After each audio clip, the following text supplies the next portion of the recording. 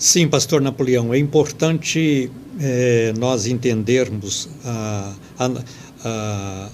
o desenrolar dos acontecimentos, porque nós sabemos que dentro dessa linha vem arrebatamento, vem grande tribulação, vem bodas do Cordeiro, vem milênio, vem batalhas, vem o estado eterno das coisas e tal.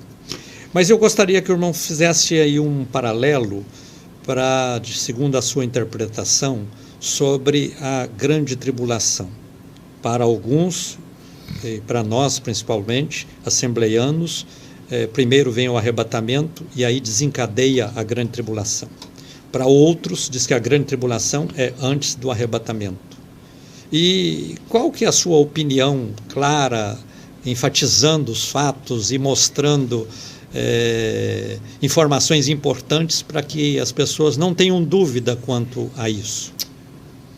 Pois bem, pastor Gentil, vamos historiar aqui o Apocalipse.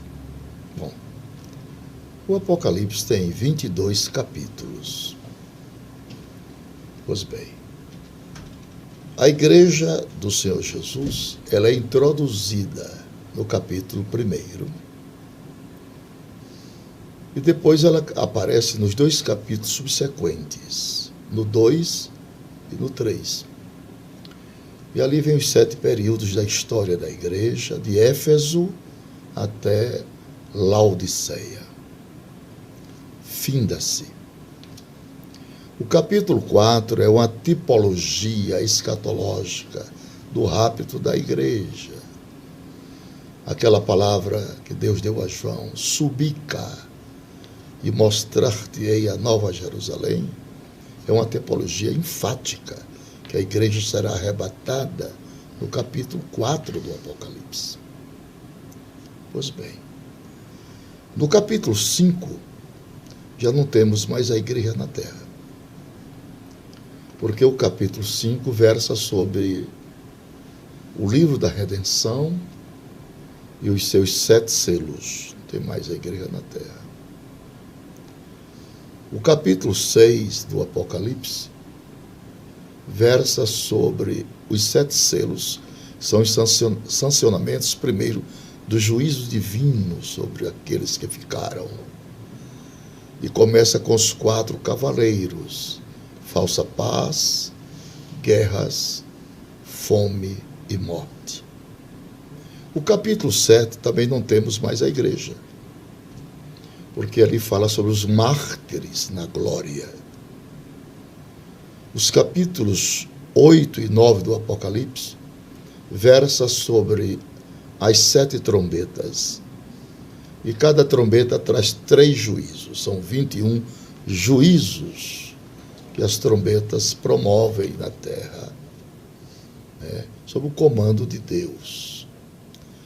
O capítulo 10 de Apocalipse fala sobre o anjo com o livrinho na mão, um pé na terra e o outro no mar. Como está escrito, do Senhor é a terra e a sua plenitude. Ali aponta direcionalmente para Cristo, para o Cordeiro, que é a figura temática mais importante das Escrituras. O capítulo 11 do Apocalipse mostra sobre as 2 testemunhas, lembrando a todos que a igreja foi arrebatada no capítulo 4. Essas 2 testemunhas profetizam no início da grande tribulação, por 3 anos e meio, vestidos de sacos. Serão mortos pelo anticristo, ficam seus corpos expostos na praça da cidade por 3 dias e meio, e depois ressurgem e sobem. É o grande mistério. Ninguém sabe quem são. Faz deduções, análises, conjunção de valores, mas enfaticamente não se sabe quem são. O capítulo 12 do Apocalipse versa sobre a mulher e o dragão, que alguns teólogos titularizam que a mulher é a igreja. Ora, minha gente, a igreja do Senhor é cognominada, tratada, anunciada como a noiva do Cordeiro. a noiva do Cordeiro. Ela só será esposa do Cordeiro nas bodas do Cordeiro, por ocasião das contrações das suas núpcias espirituais. Então, aquela mulher vestida de sol, que tem a lua debaixo dos seus pés e uma coroa de 12 estrelas sobre a sua cabeça, que gritava com ânsias de dar à luz, que fugiu para o deserto da presença do dragão por um tempo e metade de tempo, direciona para Israel. É a perda da sua virgindade espiritual. E a mulher foi para o deserto. E no deserto ela ficou 40 anos lá no deserto. Foi feita uma pesquisa a respeito da patologia organizacional e clínica de Israel no deserto. E chegaram ao seguinte denominador comum. Eram aproximadamente 3 milhões de pessoas no deserto. E todo mundo sabe que deserto é um lugar desprezível, não tem como sobreviver no deserto. Primeiro, não tem água, não tem rio, nem temporário, nem permanente. A temperatura chega a 60 graus, 65 graus. E nós somos 80% líquidos. Como sobreviver no deserto?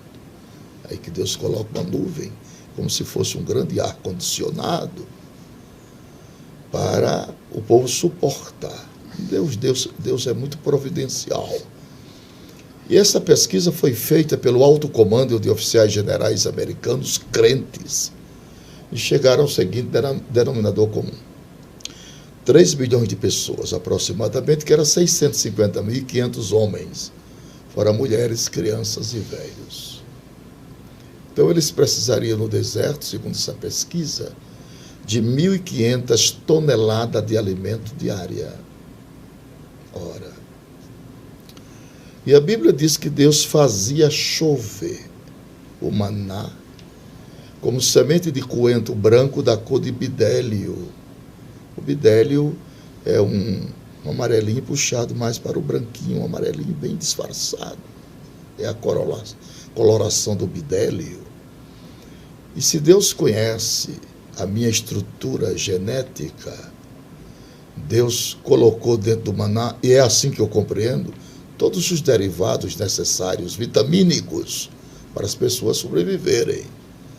Certamente ele colocou aminoácido, proteínas, amido, amilases, vitaminas A, B, C, D, E, dentro do maná. Por quê? Porque a Bíblia diz que só podia colher um por pessoa, que você não podia guardar para o outro dia porque apodrecia. Ali já estava a inserção hermenêutica da oração do pão nosso de cada dia. Basta cada dia o seu mal, assim ensinou o Senhor Jesus.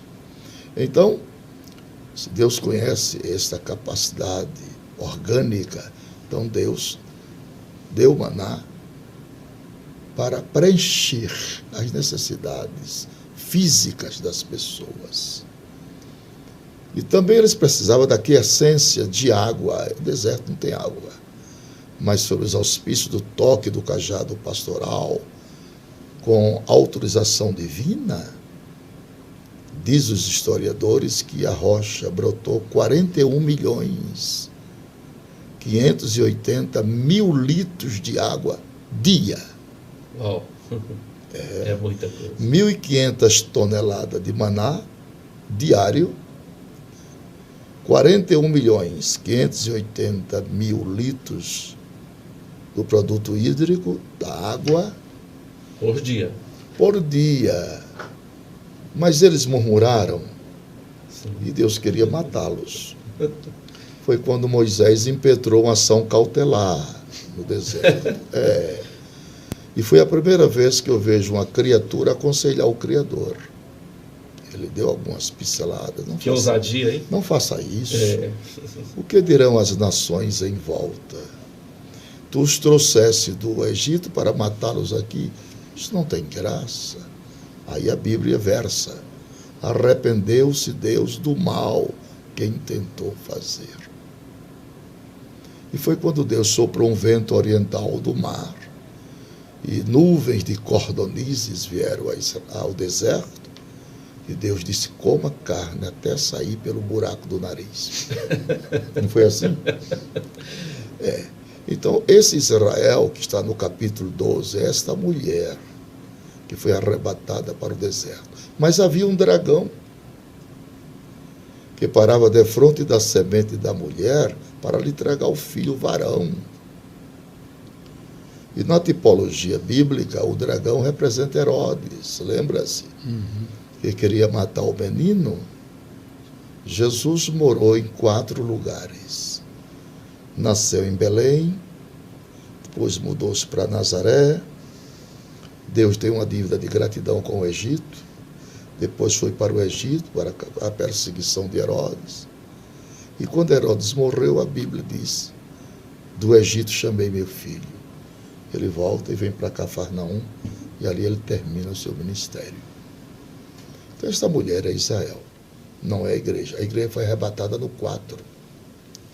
O capítulo 13 de Apocalipse é a besta do mar e a besta da terra. É um poder político e um poder religioso. Não tem mais a igreja na terra. O capítulo 14 de Apocalipse fala sobre os 144 mil selados, que, na minha compreensão, são judeus que pregarão o evangelho do reino no milênio.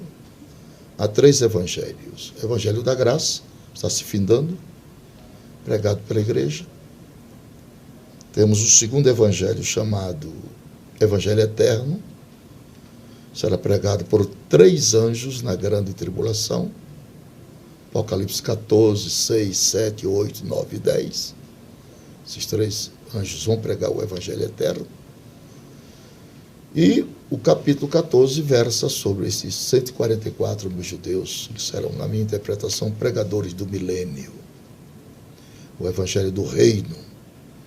Os capítulos 15 e 16 fala sobre os últimos juízos de Deus, chamados salvas, né, que caem piedosamente sobre a terra. E eu acho isso, os piores juízos são as salvas.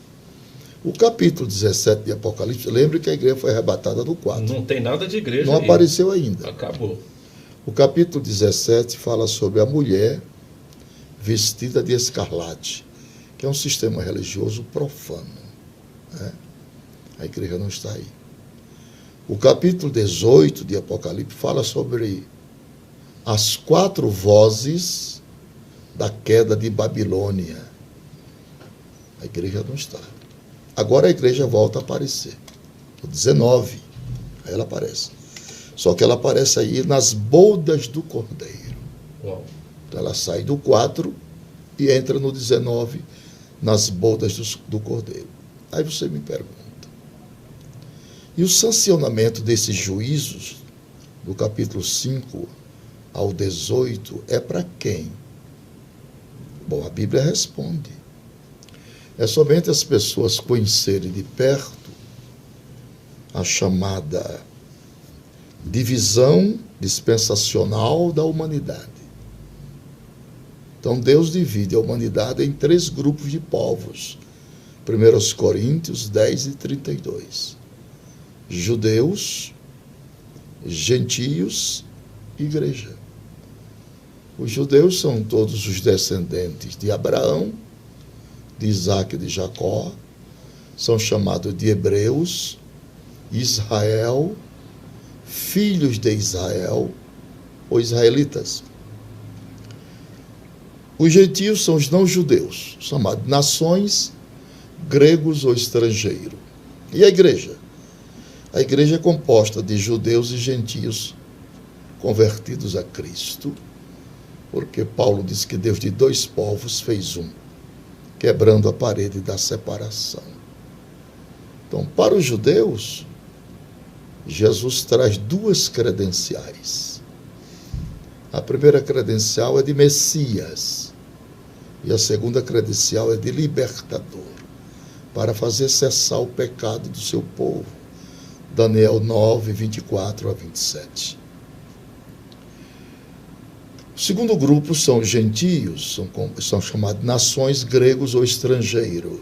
Para este povo, Jesus também virá, com 3 credenciais: rei, senhor e juiz, para julgá-los com vara de ferro. E para a igreja, Jesus trará 2 credenciais: noivo e esposo. Então, essa conversa de Israel, a igreja ser o Israel de Deus, não então pode, não procede. Não procede. Não procede. Não, nós não precisamos usar kippá, nós não precisamos usar talitre, nós não precisamos usar arca. Né? Isso aí é para os judeus. Nós somos igreja, a noiva do Cordeiro. Né? Para Israel, a herança de Israel é terra, a herança da igreja é céu. É completamente antagônica. Então, as pessoas fazem confusão e misturam igreja com Israel. E até inspirado, eles dizem que nós somos o Israel de Deus. Nós não somos Israel de Deus, não. E isso hoje, nós somos igreja. Isso hoje é um motivo de muita confusão. Muita confusão. De chacota com a gente. Nós que somos predominantes nessa hermenêutica, nessa interpretação, somos chacoteados por conta disso. E é tão claro, né? Muito claro. É somente você não misturar. A divisão dispensacional da humanidade está aí como paradigma, né? Como exemplo para você acentuar as coisas nos seus devidos lugares. Exatamente. Claro que 75% da Bíblia é para Israel. E Paulo escreveu 3 capítulos, né, na Epístola aos Romanos, especificamente para eles. O capítulo 9 de Romanos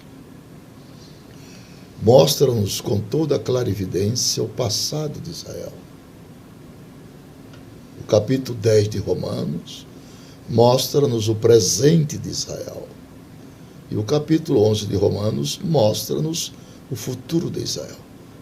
Temos que conceituar as profecias e deixá-las nos seus devidos lugares, para não ferirmos o princípio da hermenêutica. Sim. Não é? E se os irmãos que são pós-tribulacionistas querem ficar para a grande tribulação, nós não podemos fazer nada. São conceitos. E Paulo explica isso com muita clarividência. A forma de doutrina que vós fostes inteirado.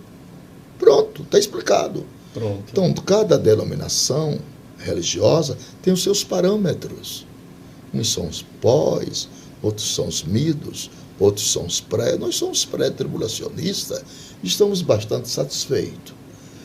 Apocalipse 3:10. Como guardastes a palavra da minha paciência, também eu te guardarei. Não é na hora, é da hora. É uma contração da preposição. Tem diferença, né? Se a igreja ficasse para a grande tribulação, era na hora. Mas não é na... É da hora. Da hora.